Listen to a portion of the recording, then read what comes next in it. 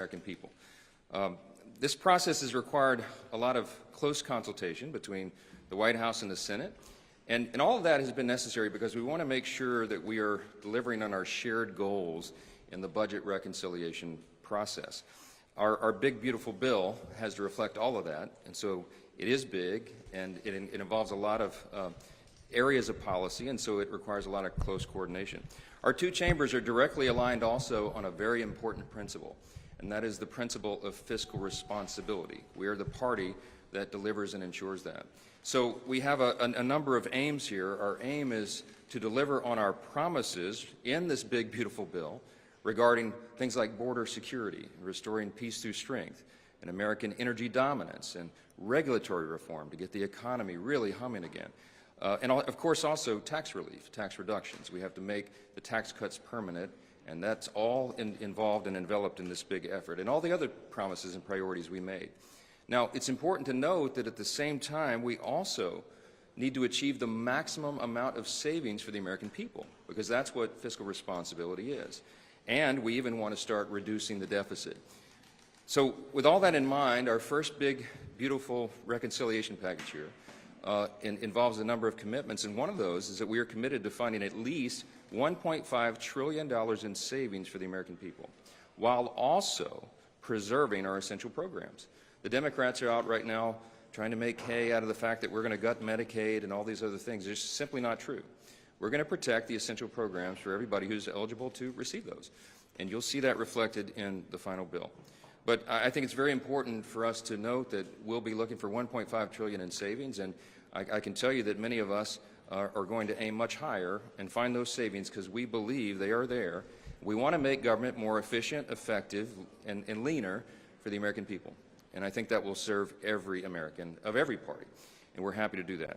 This morning, we'll take the next big step in that process, and I just want to say I'm very happy to have our partners in the Senate working so closely with us as one team, one unified team, which is very important for us to deliver on all these objectives. And I can't tell you how much I thank Senate Majority Leader Thune for his principled, steady leadership and his resolve through this entire process, and I'm delighted to yield the podium to him next. Thank you.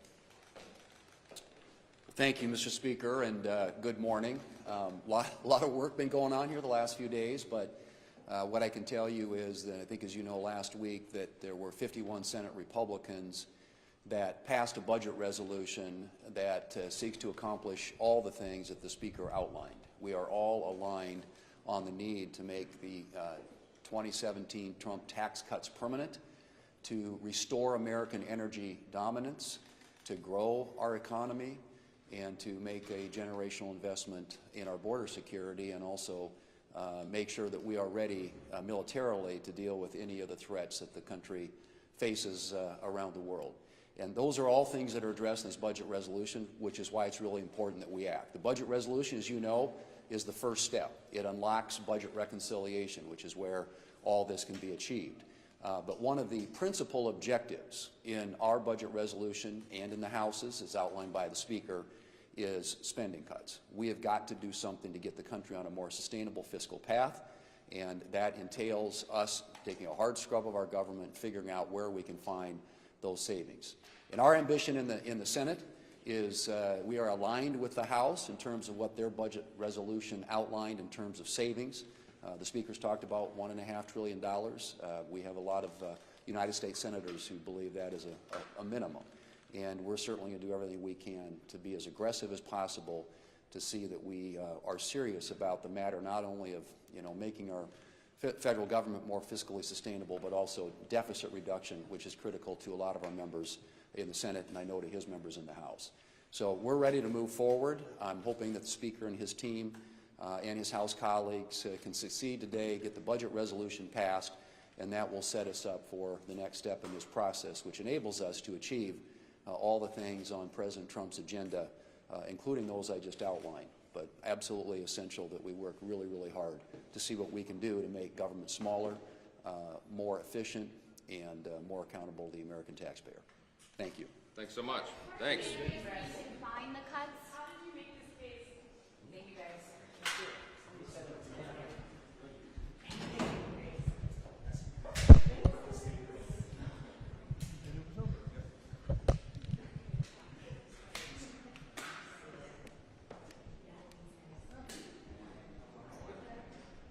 Are you guys going to do that?